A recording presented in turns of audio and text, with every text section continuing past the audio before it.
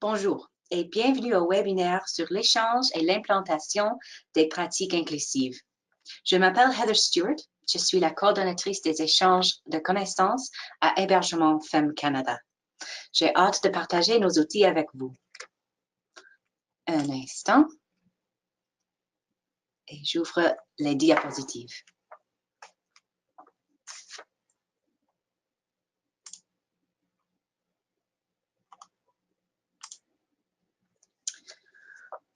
Premièrement, Ouvrir nos portes est un projet de YWCA Canada en partenariat avec Hébergement Femmes Canada et la Société Colombie-Britannique des maisons d'hébergement, qui offre des formations explorant les approches concrètes visant à développer des pratiques plus inclusives et constructives dans leur travail auprès des femmes souffrant des combinaisons de traumatismes découlant de la violence, des problèmes de santé mentale et d'abus de substances. Les formations incitent les travailleuses à militer en faveur d'approches tenant compte des traumatismes, fondées sur des preuves et alignées avec les valeurs féministes dans le but de créer un avenir libre de violence.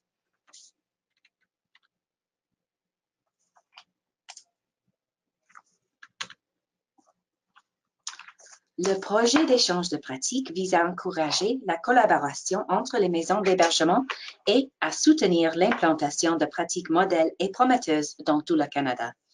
Les outils du projet d'échange de pratiques sont intégrés dans les projets de renforcement de capacité et d'échange de savoir, tel le projet Ouvrir nos portes de YWCA Canada. Cette présentation se déroulera en deux parties, introduction au projet et réaliser l'inclusion.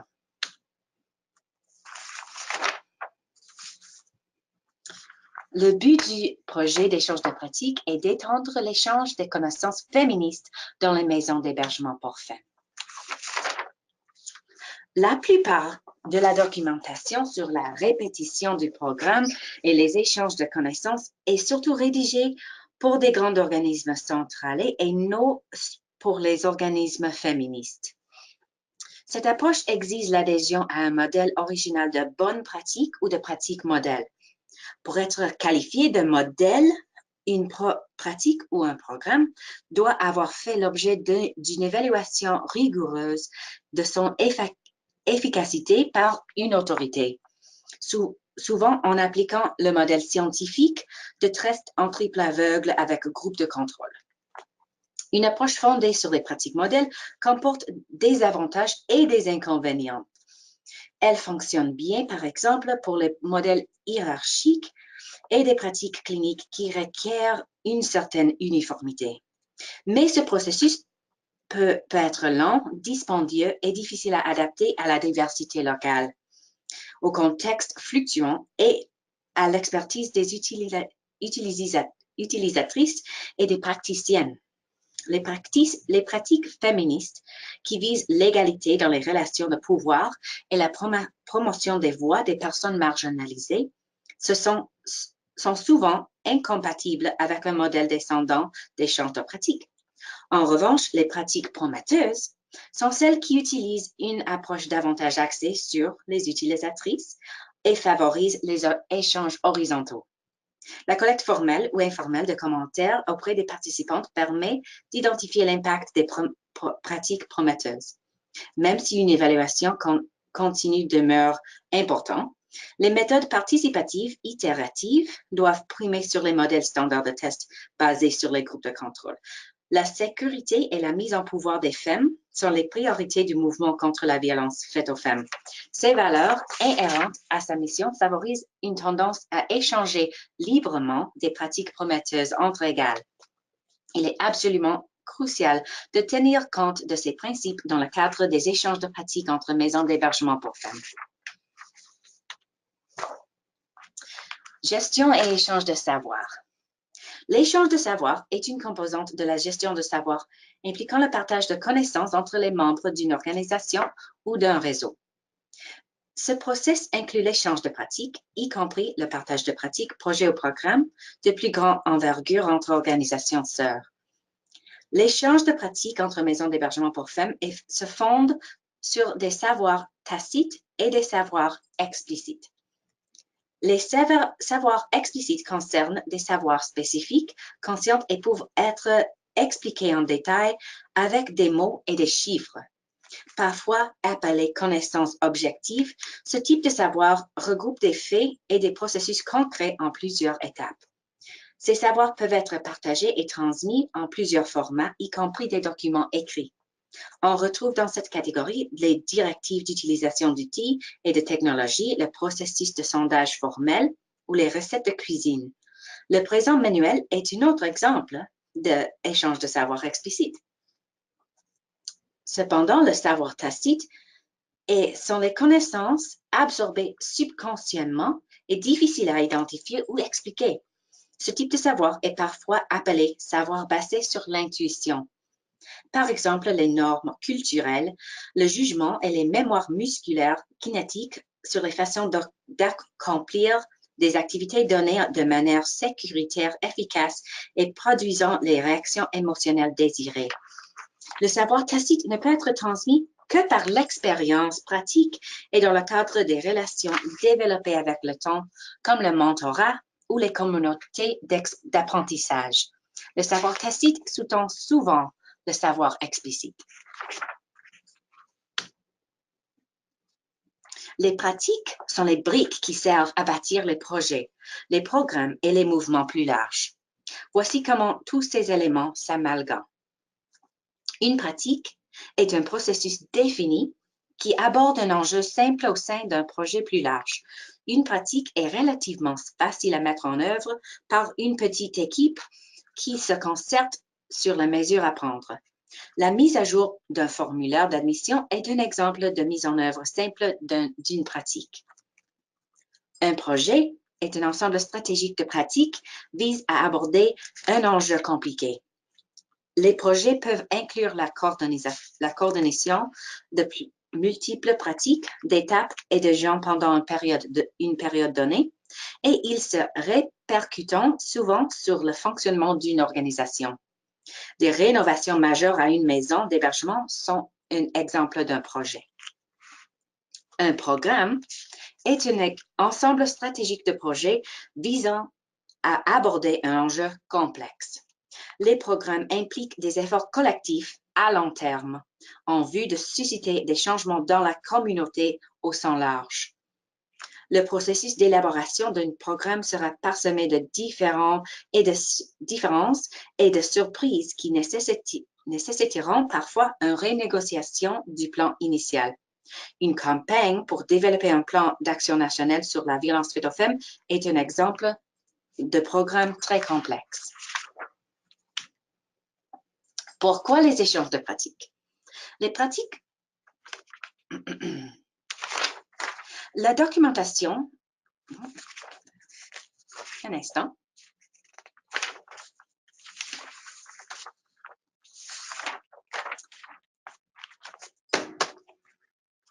Les échanges de pratiques servent pour plusieurs fonctions.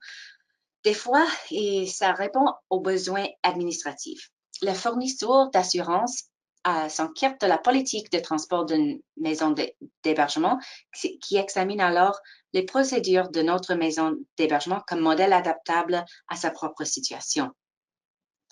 Miser sur les réussites, une campagne ou un programme est lancé dans une communauté, d'autres communautés en entendent parler et veulent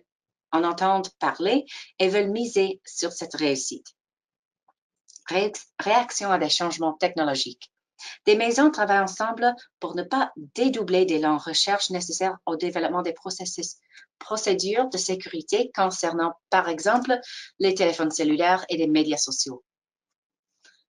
Occasions de financement. Des bailleurs de fonds proposent des occasions de financement inspirées par la réussite d'un programme et encouragent la collaboration avec des organismes qui livrent déjà ce type de programme. Et écarte entre valeur et action, un organisme veut accroître l'accessibilité physique à ces programmes et se tourne vers une organisation sœur qui a effectué ce type d'amélioration. Alors, c'est une opportunité de utiliser le travail qui a déjà été fait, de partager et d'apprendre avec les autres organismes.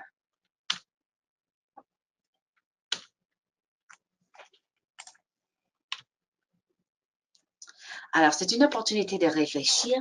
Pensez à un processus de service inclusif que votre organisme a exécuté bien et dont elle est fière. Comment l'avez-vous développé? Le partagez-vous déjà?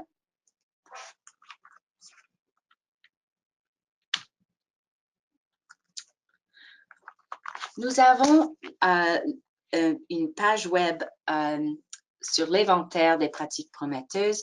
Ça fait partie du page du projet d'échange de pratiques sur notre site web contrevff.ca.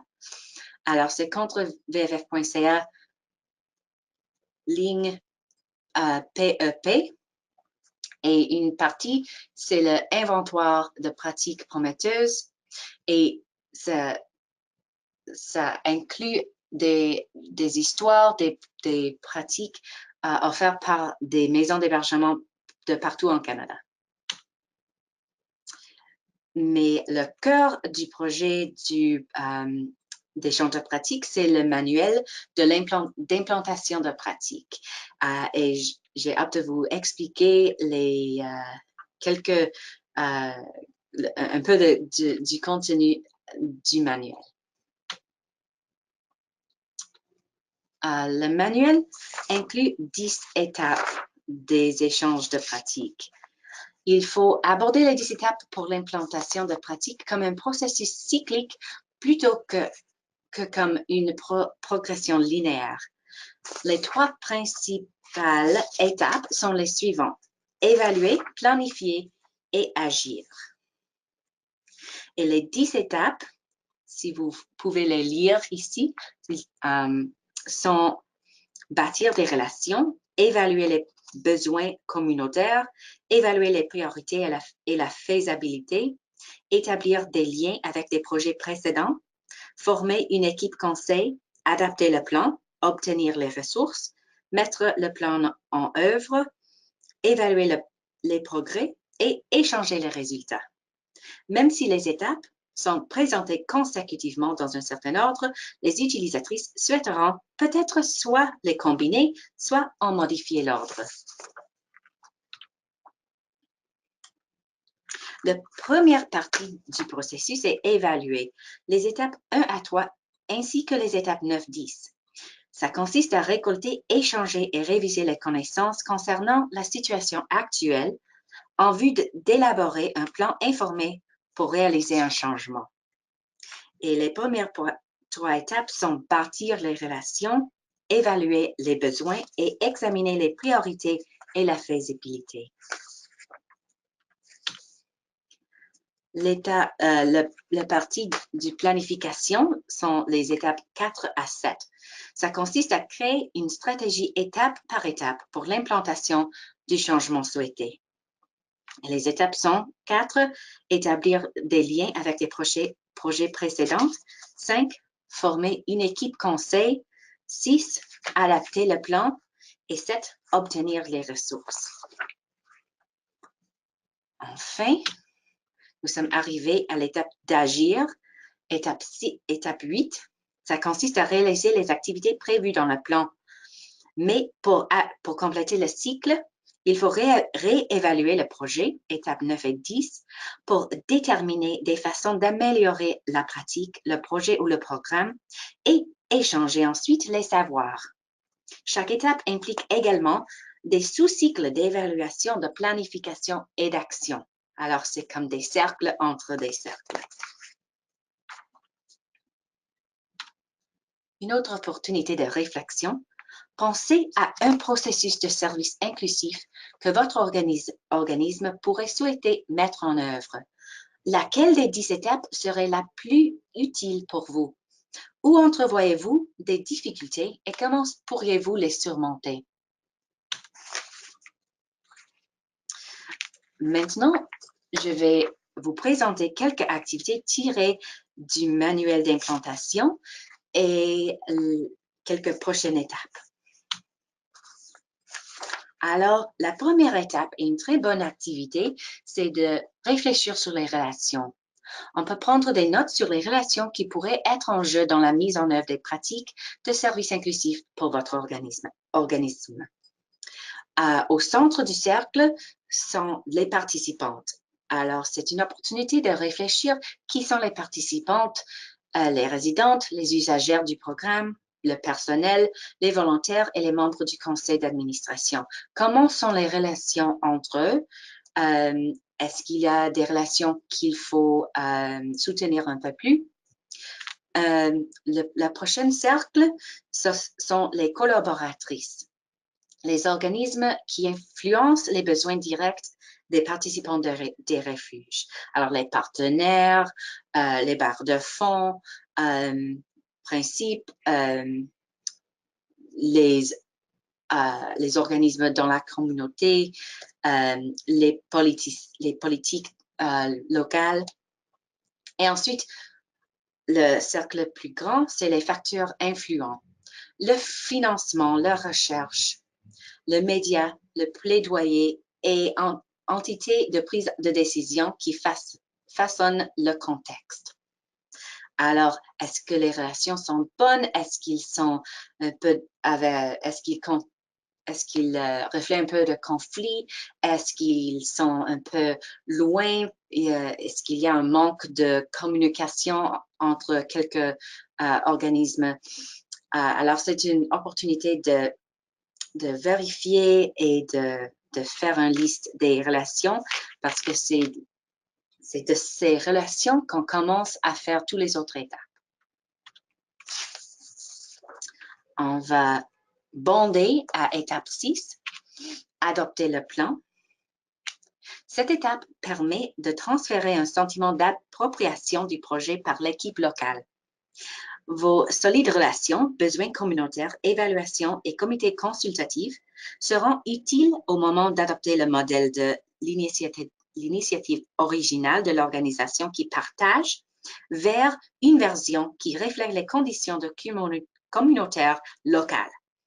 Une pratique peut juste avoir besoin de quelques modifications de langage ici et là, mais un projet compliqué ou un programme complexe devront faire preuve de réflexion plus approfondie et d'adaptation mieux réfléchie. D'habitude, un plan comprendra un échéancier ou un calendrier d'intrants, d'activités et de produits, ainsi qu'un plan de ressources. Un plan initialement mieux détaillé et tout rapport et évaluation constitueront des ressources utiles dans l'adaptation et la remise en œuvre de l'initiative. Ci-dessus, quelques éléments à considérer lors de la finalisation de l'adaptation de votre plan. Un des moyens communs de présenter un plan de mise en œuvre est un modèle logique de gestion axé sur les résultats, avec des intrants, des activités, des produits, des résultats et des impacts.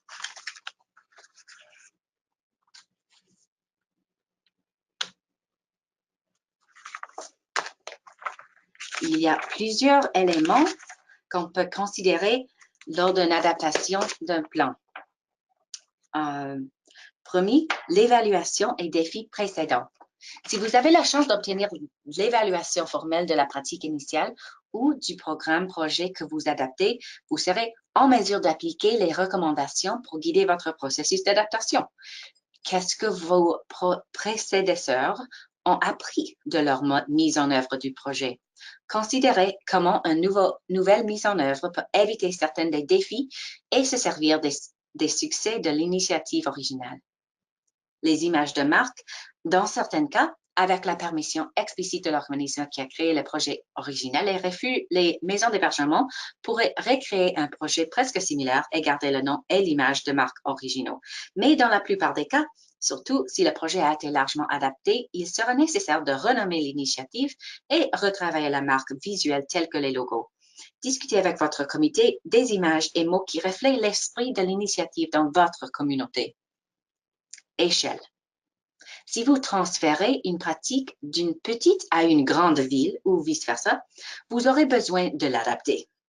Les clients ont un volume plus important de services, plus de diversité linguistique et plus d'accès aux services spécialisés. Les petites villes ont souvent une plus petite population, mais doivent offrir une large gamme de services de soutien. Estimez le nombre d'utilisatrices attendues à partir du nombre actuel de clients et de la démographie de votre communauté et ajustez l'allocation des ressources et conséquences. Collaborateur local. Si vous avez des partenariats avec d'autres organismes pour votre pratique, projet ou programme, discutez avec eux comment adapter le plan ensemble pour faire ressortir les besoins caractéristiques ou ressources uniques. S'ils collaborent de manière significative dans la mise en œuvre, il sera sûrement utile de les inclure dans l'équipe consultative. Considérez comment échanger les informations pour une collaboration efficace sans compromettre la confidentialité des femmes et enfants dans vos maisons d'hébergement. Les échéanciers. Prenez en compte si votre organisme a des délais qui diffèrent de l'organisation d'échange. Y a-t-il des événements spéciaux ou des anniversaires à considérer? Comment est-ce que les échéanciers de vos collaborateurs affectent-ils le projet? Il est nécessaire d'offrir un échéancier plus court dans votre mise en œuvre de la nouvelle initiative par rapport à l'initiative originale. Pensez à réduire l'échelle des résultats pour tenir compte de cela. La terminologie. Le langage professionnel varie selon les régions et ce qui concerne le secteur de la VFF. Si votre organisme d'échange est d'une autre région, il se pourrait que vous deviez apporter des changements dans les gabarits et les documents de planification. Consultez l'organisme d'échange si vous avez des doutes au sujet de la signification des termes qu'ils utilisent. Les cultures. S'il y a des cultures prédominantes dans la communauté que vous desservez, pensez à comment vous pouvez en tenir compte dans la planification, l'image de marque, la langue et des matériaux de l'initiative. Consultez les leaders de la communauté s'ils ne figurent pas déjà dans votre comité consultatif. L'infrastructure. Prenez en compte la mesure dans laquelle le transport local, le logement, la sécurité, l'éducation ou d'autres facteurs structurels influents sur la mise en œuvre de votre initiative. Cela peut affecter le coût ou nécessiter une collaboration par rapport au modèle original. Ressources. Évaluez si vous allez travailler avec plus ou moins de ressources que l'organisme qui partage. Quelle sorte d'uniques ressources qu'offre votre contexte local et quels sont les frais uniques? Vous devrez peut-être réduire ou augmenter l'échelle des objectifs de prestation de services ou la durée du projet pour tenir compte des ressources disponibles. L'accessibilité. Passez en revue les étapes que les exécutants originaux ont entrepris afin d'assurer l'accessibilité financière, culturelle ou physique.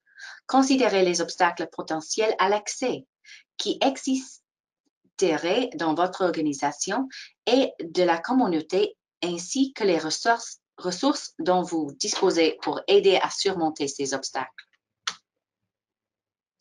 En bande aux 9e étape, évaluez l'efficacité.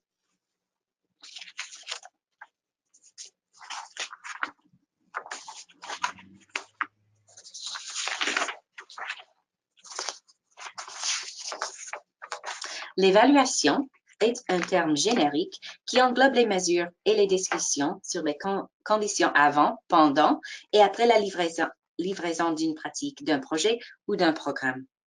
Une évaluation avant la livraison équivaut à une évaluation des besoins. Ce sujet a été discuté dans la section 2e étape, évaluer les besoins avec les activités telles que suivi de programme, cartographie de la communauté, tableau d'emploi de temps et groupe de discussion. Cependant, une évaluation en milieu de livraison est une évaluation formative. Ce concept a été introduit dans le cadre de 8e étape, livrer le plan. La version la plus participative des évaluations formatives est l'évaluation développementale ou adaptive durant laquelle les membres du personnel et des utilisatrices déterminent des ajustements déterminent si le processus, les échéances et les objectifs de départ sont toujours pertinents ou si des ajustements s'imposent. Plusieurs des méthodes mentionnées dans la deuxième étape, évaluer les besoins, peuvent également être adaptées à l'évaluation formative, particulièrement des groupes de discussion qui explorent les leçons apprises. D'autres méthodes pouvant servir à cette évaluation formative comprennent les suivis de budget, des échéances et de l'impact abordé dans la section évaluation de la livraison de la 8e étape, livrer le plan.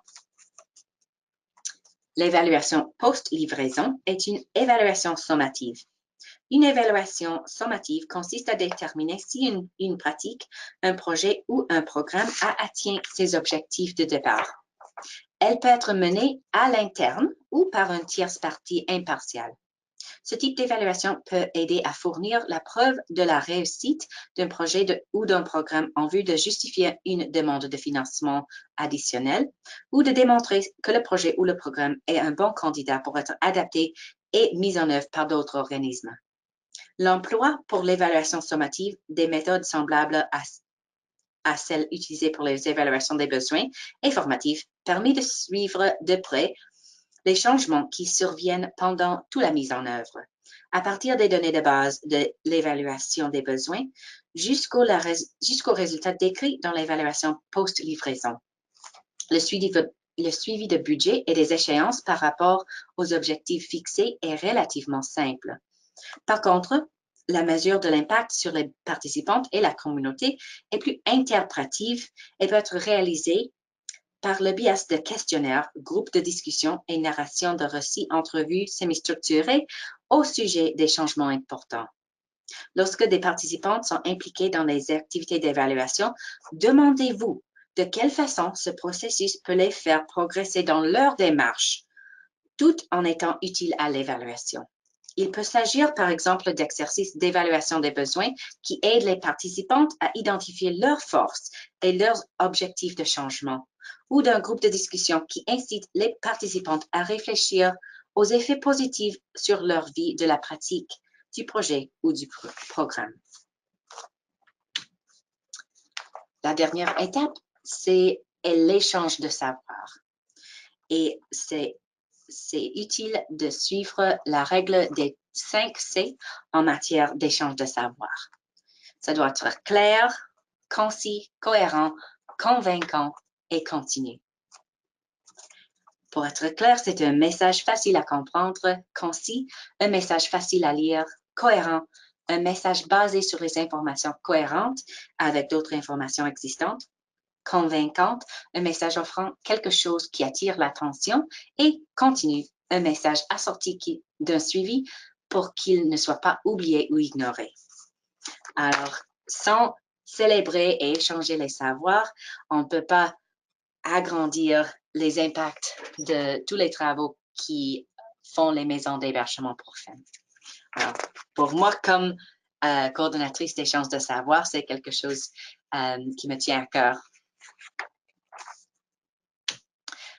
Alors, merci. Je vous invite à télécharger la guide complète et les feuilles de travail, soit à www.ouvrirnosportes.ca ou à www.contrevff.ca. Merci beaucoup de votre attention.